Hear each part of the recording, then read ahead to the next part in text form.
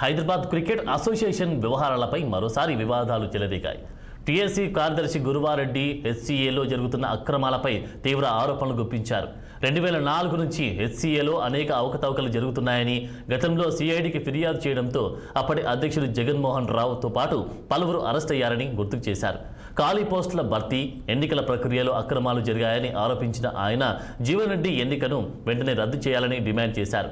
CMO జోక్యంపై బీసీసీఐకి ఫిర్యాదు చేసినట్లు వెల్లడించారు. T20 లీగ్ పేరుతో కార్పొరేట్ ప్రయోజనాలకు మార్గం సుగమం చేస్తున్నారని కూడా విమర్శించారు. మాజీ ప్రెసిడెంట్, ఆయనతో పాటు సెక్రటరీ, ట్రెజరరు, అప్పుడున్న సిఇఓ, తర్వాత క్లబ్ లో ఉన్న ఒక ఇద్దరు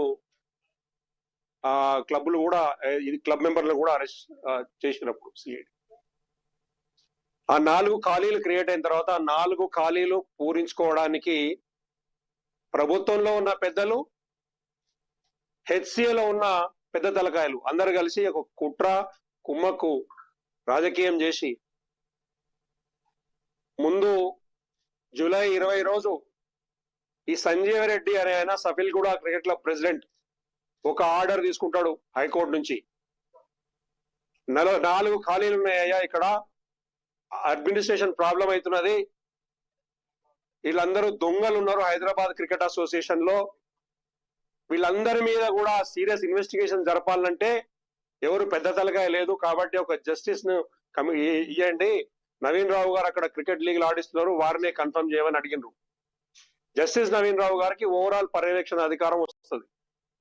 ప్రతి ఎపెక్స్ కౌన్సిల్ సభ్యుడు కూడా, హెచ్సిఏ మెంబర్ కూడా ఆయన పర్మిషన్ తోటే అక్కడ వ్యవహారాలు జరపాలనేది ఒక డైరెక్షన్ ఉంటది. కానీ వీళ్ళు అక్రమాలు ఆగవు. ఇదే సంజీవ్ రెడ్డి మళ్ళీ అక్కడ 4 రోజుల తర్వాత గవర్నింగ్ కౌన్సిల్ అపాయింట్ అవుతుంది, ఆ గవర్నింగ్ కౌన్సిల్ లో సభ్యుడవుతాడు.